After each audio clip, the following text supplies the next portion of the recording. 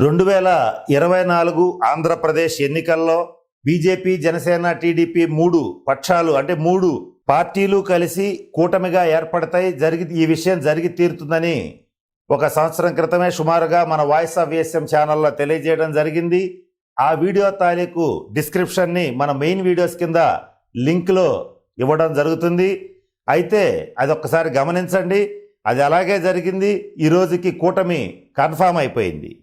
అంటే ఈ కూటమి ప్రభావం అనేటువంటిది ఈ ఆంధ్రప్రదేశ్ ఎన్నికల్లో తప్పనిసరిగా ఉంటుంది.